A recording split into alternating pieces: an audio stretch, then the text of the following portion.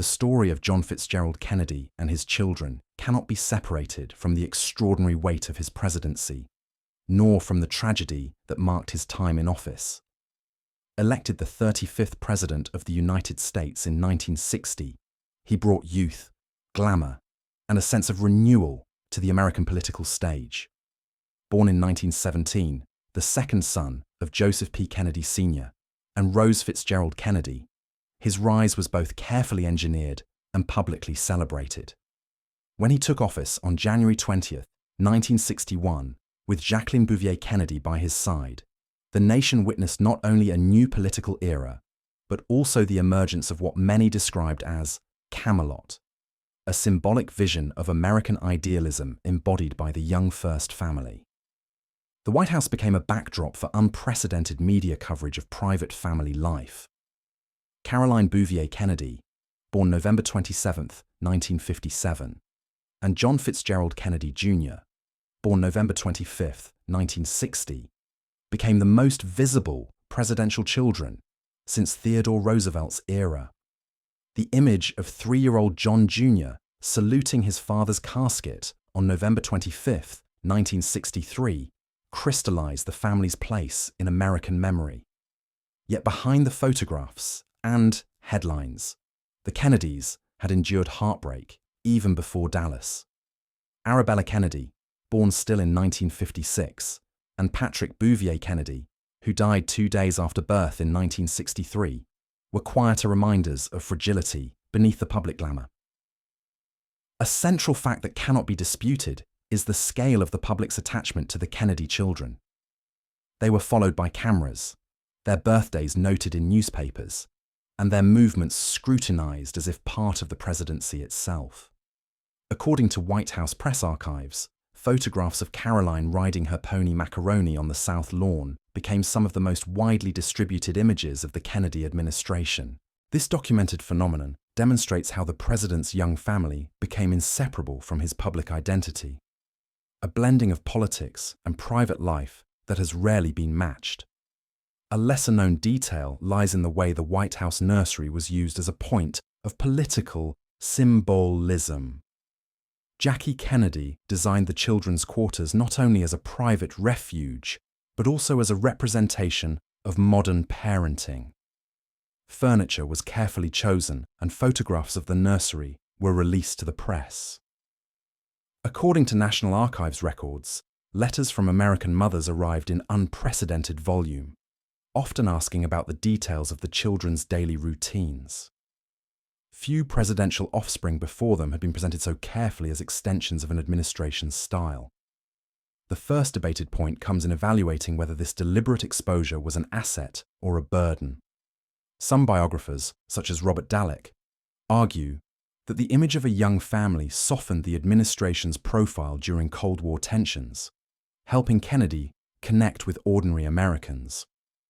Others, including historian Barbara Leeming, suggest that Jacqueline Kennedy often resisted such exposure, feeling that the children's privacy was sacrificed for political gain. The truth likely rests between these positions. While the family image became a symbol of hope, it also created an unavoidable spotlight that would follow Caroline and John Jr. for the rest of their lives. The assassination of November 22, 1963, placed a permanent shadow over the children's futures. Caroline, at age 5, and John Jr., just 3, were forced into roles as symbols of national grief. The funeral procession, broadcast worldwide, included the now iconic salute from John Jr., captured by photojournalist Stan Stearns. That moment, replayed endlessly, defined the child not just as a son, but as a figure of collective mourning. Caroline, clutching her mother's hand, entered a lifetime of public recognition she had never chosen.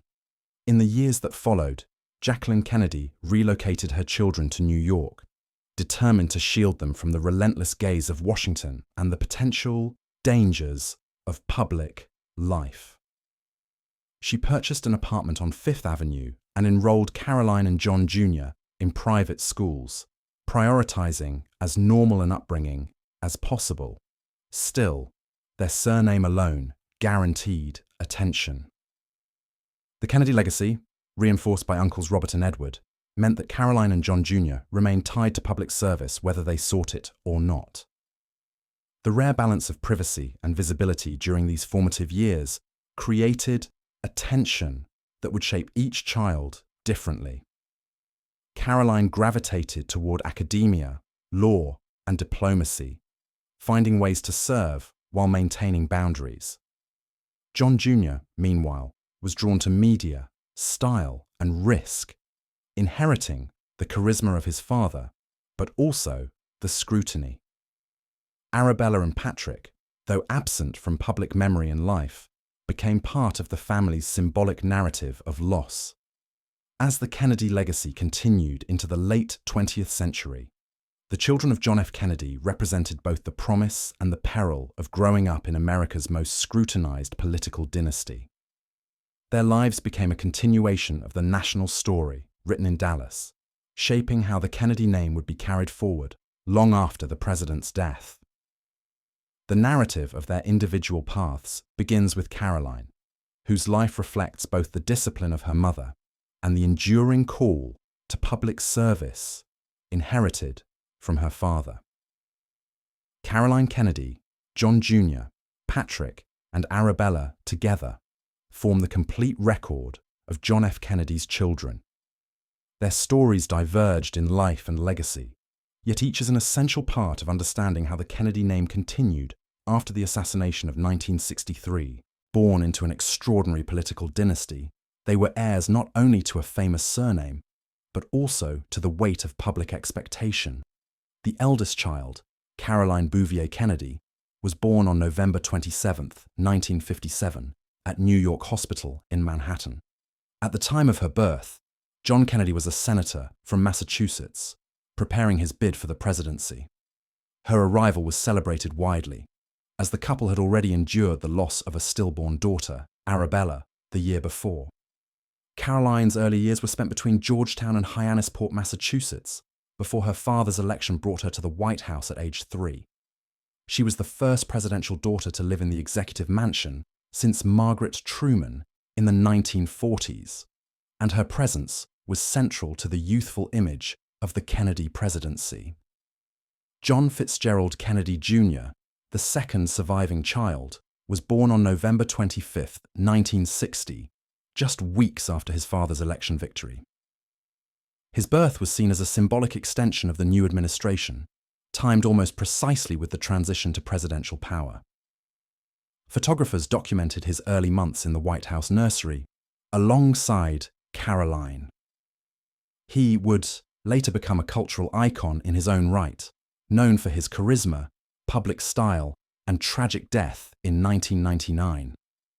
The third child, Patrick Bouvier Kennedy, was born prematurely on August 7, 1963, at Otis Air Force Base Hospital in Massachusetts. He weighed just over 4 pounds and lived for 39 hours before dying of hyaline membrane disease, a respiratory condition that was often fatal for premature infants in that era. His short life drew significant media attention, as it was the first time the Kennedys openly acknowledged the severity of a family medical crisis. Patrick's death came just 3 months before the assassination, deepening the sense of loss that defined the family's final months in the White House. The fourth child, Arabella Kennedy, was stillborn on August 23, 1956, while Jacqueline Kennedy was vacationing in Newport, Rhode Island. Her burial took place quietly at the family plot in Brookline, Massachusetts. At the time, the loss was not widely publicized, reflecting the more private approach to infant mortality in the 1950s. Decades later, Arabella's name would be inscribed on the Kennedy Memorial at Arlington National Cemetery, giving her a permanent place in the family's remembered history. A major fact that stands beyond dispute is that only 2 of Kennedy's children survived into adulthood, Caroline and John Jr. Patrick's short life and Arabella's stillbirth were reminders of the fragility of childbearing in the mid-20th century, even for the nation's most visible couple. The public, however, associated the Kennedy children primarily with the surviving two, whose images shaped the nation's memory of the White House years. A lesser-known detail, confirmed through cemetery records, is that both Arabella and Patrick are buried at Arlington National Cemetery alongside their father. Their grave sites are marked near the Eternal Flame, with simple inscriptions. Many visitors who come to the site to see the president's memorial often do not realize that two of his children rest in the same ground, a quieter reminder of the family's losses beyond Dallas. The debated point in this context concerns whether Jackie Kennedy should be considered the guiding figure in preserving the children's futures, or whether the broader Kennedy family, particularly Robert and Edward, played the more decisive role. Some biographers credit Jackie with insisting on removing the children from Washington, thereby shielding them from the worst of political pressures. Others point to the uncle's involvement in providing a sense of continuity with the Kennedy tradition of public service. Oral histories from the John F. Kennedy Library reveal that both forces were at work. Jackie emphasized privacy and culture, while the uncles offered political direction. The result was that Caroline and John Jr. grew up at the intersection of two competing legacies, one of withdrawal, the other of continued public engagement. As the family adjusted to post-assassination life, Caroline and John Jr. became the only visible heirs to their father's legacy. Arabella and Patrick, though absent in life, carried symbolic importance in family remembrance and memorialization. Their inclusion in the Arlington Memorial ensured that the story of the Kennedy children was not simply one of glamour, but also of profound loss. From this point, the focus turns to the individual lives of the surviving children. Caroline Kennedy, eldest of the four, has lived a life deeply shaped by her father's memory, but also marked by her own achievements in literature, law, and diplomacy. Her career demonstrates how one child of John F. Kennedy translated a legacy of politics and tragedy into a modern role of public service. Caroline Bouvier Kennedy has lived a life that combines the intense privacy sought by her mother with a sustained commitment to public service and cultural stewardship. Born in 1957, she was only 5 years old when her father was assassinated, and much of her early life was defined by efforts to shield her from the political spotlight. Jackie Kennedy's move to New York after 1963 placed Caroline at the center of the city's cultural and academic environment, far from the direct influence of Washington. Her schooling began at the Brearley School in Manhattan, one of New York's most prestigious private schools for girls. Later, she attended Concord Academy in Massachusetts, reflecting her mother's preference for institutions that offered strong academics while maintaining discretion about her family's fame. According to school records, Caroline was often described by classmates as reserved and studious, maintaining a low profile despite her surname. In 1975, she enrolled at Harvard University, where she studied fine arts and graduated in 1980.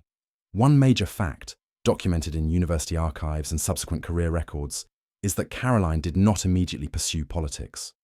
Instead, she gravitated toward cultural institutions and writing. She worked as a research assistant at the Metropolitan Museum of Art's Film and Television Department. She later co-authored several books, including volumes on constitutional law, civil liberties, and literary anthologies. Her collaborations with Ellen Alderman produced widely read works such as In Our Defense, The Bill of Rights in Action, 1991. These books reflected her enduring interest in law and civic education. A rare detail, often overlooked outside legal circles, is that Caroline earned her law degree from Columbia Law School in 1988 after years of balancing professional and personal responsibilities. Her decision to attend law school in her early 30s came after working in publishing and art. She graduated and passed the bar exam in 1989, joining a generation of women who combined professional training with public obligations. Few members of the Kennedy family pursued a law degree in such a formal academic sense, making Caroline's path unusual within the dynasty. The debated point in Caroline's public life is her relationship with politics. While she has always been associated with her father's Democratic legacy, her own engagement in political office was limited. In 2008, she briefly considered seeking appointment to the US Senate seat vacated by Hillary Clinton when Clinton became Secretary of State. Public reaction was divided. Some argued, including media commentators at the time, that Caroline had the name recognition and intellectual background to serve effectively. Others criticized her limited public experience and her sometimes hesitant public speaking style. Ultimately, she withdrew her candidacy, citing personal reasons.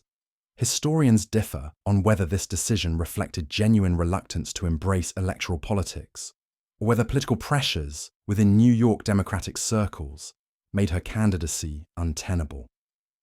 Her role as an ambassador offers a clear example of her eventual commitment to direct public service. Appointed by President Barack Obama, Caroline became the US ambassador to Japan in 2013, serving until 2017.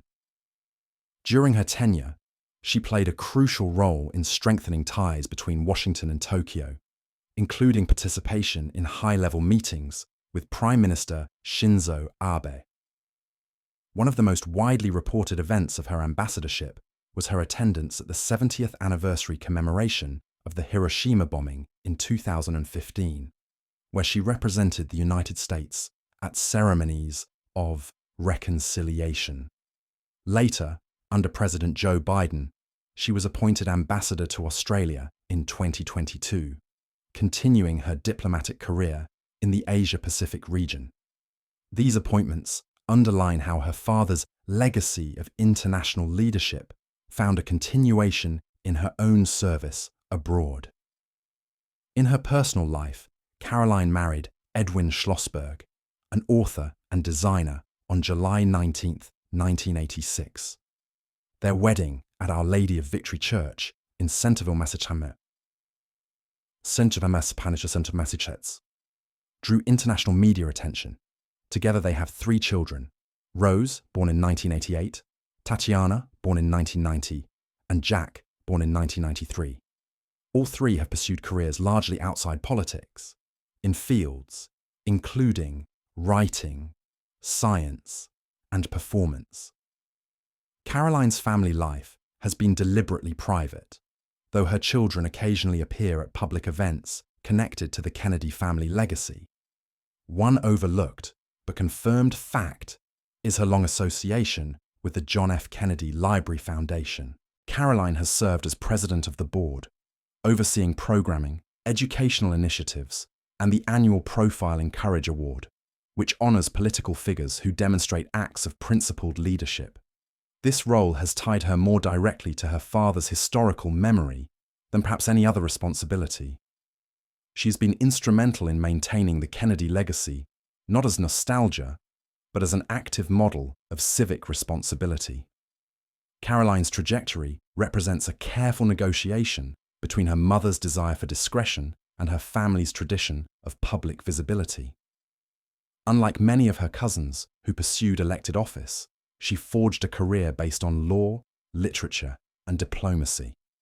Scholars have noted that her approach reflects a modern form of political engagement, one that avoids campaign politics, but emphasizes cultural influence and public service abroad.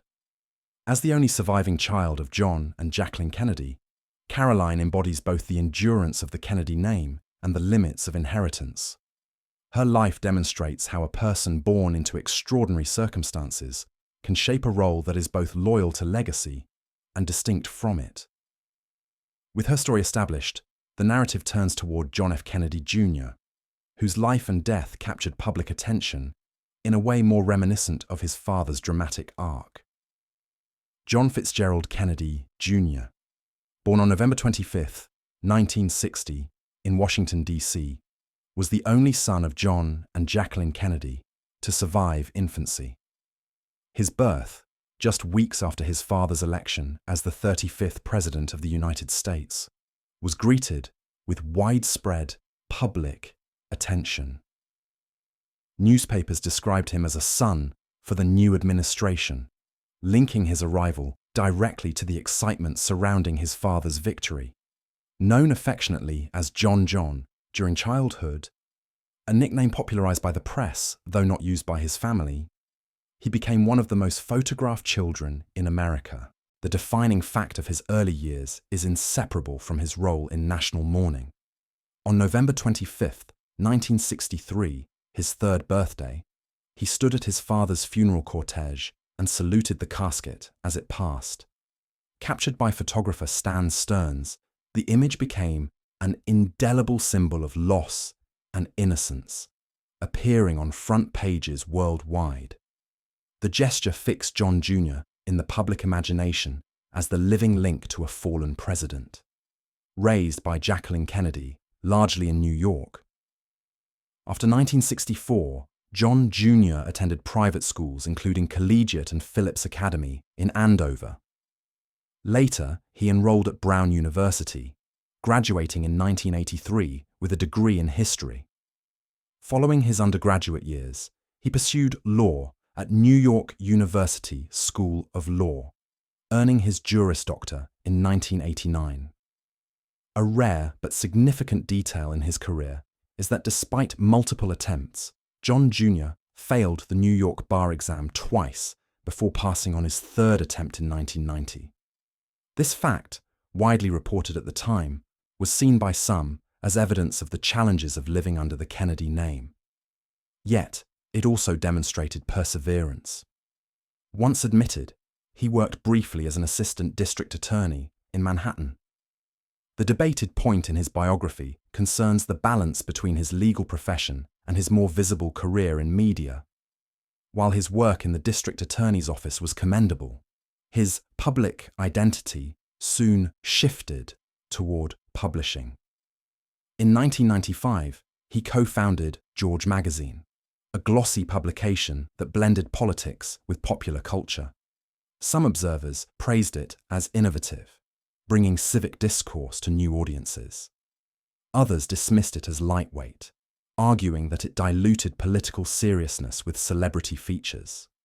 Circulation numbers initially peaked at over 400,000, but later declined, contributing to financial difficulties. Scholars and journalists still differ on whether George was ahead of its time or a failed experiment. His personal life was also under scrutiny.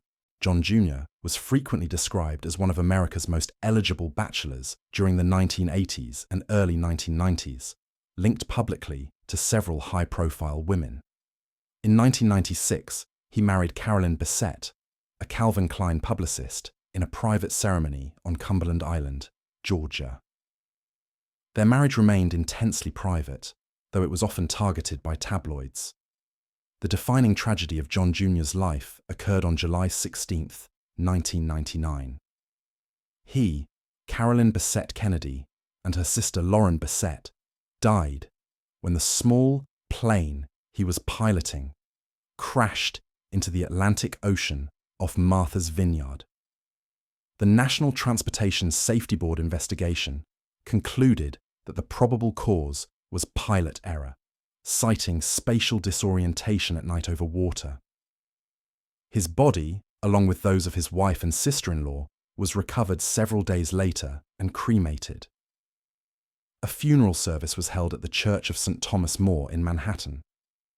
A lesser-known but documented fact about the aftermath is that President Bill Clinton ordered Navy ships to assist in the recovery efforts, a rare decision underscoring John Jr.'s symbolic significance. The Navy conducted search and recovery operations for days, demonstrating the degree to which his death was treated as a matter of national importance rather than only a private tragedy. Another overlooked aspect is John Jr.'s involvement with public service organizations outside of politics. He worked with Reaching Up, a non-profit he founded to provide training and advancement for workers who assisted people with disabilities. This initiative, though overshadowed by his media visibility, reflected a genuine commitment to civic causes in line with his father's ideals. The legacy of John Jr. remains contested in historical writing. Some emphasize his charm, intelligence, and service-oriented projects as proof that he might have eventually pursued political office. Others argue that his talents were best expressed in culture and media, not electoral politics. What is certain is that his life ended before such questions could be resolved. His death, coming just as he was reaching maturity in his late 30s, reinforced the narrative of tragedy that has long surrounded the Kennedy family. As Caroline assumed the role of sole, surviving child of John F. Kennedy, the family's legacy turned increasingly toward memory and preservation rather than new political careers. The other two children, Arabella and Patrick, though they did not live to adulthood, remained part of the family story through remembrance at Arlington and in historical accounts of Jacqueline Kennedy's personal losses. Their stories provide a crucial link between the glamour of the White House years and the profound grief that accompanied them. The two Kennedy children, who did not survive infancy, Arabella and Patrick, occupy quieter but essential places in the family's history. Their stories illustrate the private grief endured by John and Jacqueline Kennedy, losses that shaped the family's final years in the White House and left lasting marks on the historical record. Arabella Kennedy was born still on August 23, 1956, during the early years of John and Jacqueline's marriage. The couple had married in 1953, and Arabella would have been their first child. Her delivery took place in Newport, Rhode Island, where Jackie had gone for the summer. The event was handled privately, reflecting the customs of the time. Infant death, particularly stillbirth, was less openly discussed in the 1950s, and the press reported little on the matter. Yet medical records and family testimony confirm Arabella's existence. She was buried in the Kennedy family plot in Brookline, Massachusetts, and decades later, her name was inscribed at Arlington National Cemetery near her father's grave. This ensured that her presence was acknowledged in the public remembrance of the family. Patrick Bouvier Kennedy, the youngest child, was born prematurely on August 7, 1963, at Otis Air Force Base Hospital in Massachusetts. He weighed 4 pounds, 10.5 ounces, and immediately faced serious health challenges. Doctors diagnosed hyaline membrane disease, a respiratory condition that caused insufficient oxygen intake. At that time, medical treatment for neonatal respiratory distress was limited. Patrick was transferred to Children's Hospital in Boston, where physicians attempted experimental therapies, including the use of hyperbaric oxygen. Despite these efforts, Patrick lived just 39 hours, dying on August 9th. His funeral was held privately, attended by close family, including President Kennedy, who was visibly shaken. The major fact in Patrick's case is that his death spurred advances in neonatal care.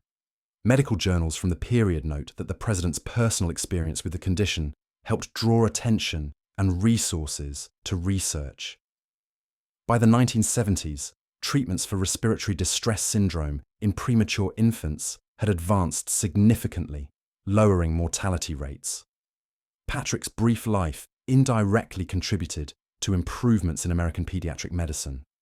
A rare detail that underscores the gravity of the loss is Jacqueline Kennedy's presence during Patrick's birth. She had been staying at Hyannisport, but was rushed to the hospital when labour began 5 weeks early. Accounts confirm that she held Patrick before his transfer to Boston, a rare instance of personal maternal testimony in the Kennedy record. After his death, Jackie remained in mourning, only to face the assassination of her husband 3 months later. This succession of personal tragedies profoundly shaped her later determination to shield her surviving children from further harm. The debated point among historians is how these early losses influenced John F. Kennedy himself. Some accounts suggest that Patrick's death brought the president and Jackie closer in the final weeks of his life, renewing their bond after periods of strain. Others argue that the pressures of the presidency left Kennedy unable to fully process the grief, and that Jackie bore the heavier emotional burden. Oral histories collected at the Kennedy Library reflect both perspectives, with staff recalling JFK's visible distress, while others emphasize his compartmentalization of personal tragedy. The graves of Arabella and Patrick remain part of the Arlington Memorial Site, near the Eternal Flame. Visitors often overlook the simple stones, focusing instead on the president's grave. Yet for the Kennedy family, these markers serve as reminders of private sorrow behind the public image. Their inclusion in the memorial reflects Jackie's commitment to acknowledging all her children, not only the two who lived longer lives. Arabella and Patrick's stories remind us that the Kennedy narrative is not solely one of public triumphs and political drama. It is also one of fragile family life, of quiet loss behind closed doors, and of how such grief influenced decisions about privacy, legacy, and the raising of Caroline and John Jr. Their short lives are woven into the broader story of America's most famous political family. From here, the focus shifts to legacy, how the Kennedy children, both living and lost, are remembered today through memorials, foundations, estates, and cultural portrayals, and how their stories continue to resonate decades after their parents' era. The legacy of John F. Kennedy's 4 children today exists across multiple dimensions: memorials, public service, estates, and cultural remembrance. Caroline Kennedy, the sole surviving child, continues to embody the living link to her father, while John Jr., Arabella, and Patrick remain present in collective memory through archives, burial sites, and enduring cultural images. Together, their stories form a narrative that extends the Kennedy family's impact beyond the short presidency that ended in Dallas. The most visible fact of this legacy is Caroline's role as a diplomat. Appointed US ambassador to Japan from 2013 to 2017, and to Australia in 2022, she has represented the United States in 2 of its most strategically important alliances. These appointments demonstrate continuity between her father's internationalist policies and her own professional life. Public statements from both the Obama and Biden administrations emphasize her symbolic role as a representative of American values abroad, highlighting how the Kennedy name continues to carry weight in global affairs. An overlooked but documented detail is the careful preservation of the Kennedy children's images in the John F. Kennedy Presidential Library and Museum in Boston. Beyond the official archives of JFK's presidency, the museum curates exhibitions that include childhood drawings, clothing, and personal effects of Caroline and John Jr. These items provide tangible connections to the private lives of the president's children, revealing dimensions not often visible in public coverage. The fact that the library treats the children's artifacts as central to the Kennedy story illustrates their importance in shaping the memory of Camelot. The debated point in legacy concerns how John Jr.'s death in 1999 should be interpreted within the larger Kennedy narrative. Some writers frame it as another chapter in what journalists have often termed the Kennedy curse, emphasizing the tragic continuity from Dallas to Martha's Vineyard. Others argue that his life represented resilience, achievement, and a refusal to be defined by tragedy until the accident itself. Biographers and cultural historians remain divided on whether the myth of inevitable misfortune accurately reflects the Kennedys' reality, or whether it oversimplifies a complex family history. At Arlington National Cemetery, the Kennedy family gravesite remains one of the most visited in the United States. tourists gather not only at the president's eternal flame, but also near the modest markers of Arabella and Patrick. The site serves as both a national memorial and a family resting place, merging public and private memory. For Caroline, who has spoken sparingly in public about her siblings, the gravesite symbolizes a continuity of remembrance. Beyond physical memorials, foundations and educational initiatives also extend the Kennedy children's legacy. The John F. Kennedy Library Foundation oversees the Profiling Courage Award, presented annually to individuals who demonstrate political bravery. Caroline has played a central role in presenting these awards, linking her father's values to contemporary public service. Meanwhile, the Kennedy family continues to support health and education programs, often inspired by personal histories such as Patrick's brief life and its connection to neonatal care research. Popular culture has also sustained the memory of the Kennedy children. Films, documentaries, and biographies often include references to Caroline's careful diplomacy, John Jr.'s tragic death, and the overlooked presence of Arabella and Patrick. Magazine covers, particularly of John Jr., in the 1980s and 1990s, remain iconic representations of charisma and style. The fact that publishers still revisit these images decades later demonstrates their lasting cultural currency.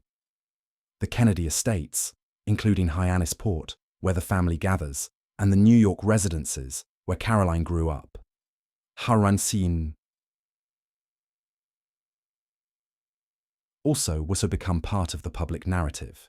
While private, these properties appear in photographs, oral histories, and documentaries, serving as backdrops to both intimate family life and national fascination. In 2019, for example, Caroline opened parts of the family compound for events marking the centennial of her father's birth, blending private memory with public commemoration.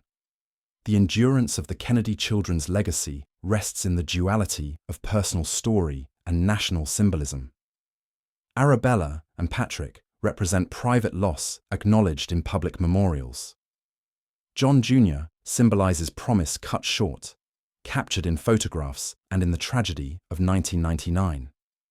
Caroline embodies continuity, turning legacy into active diplomacy and cultural stewardship.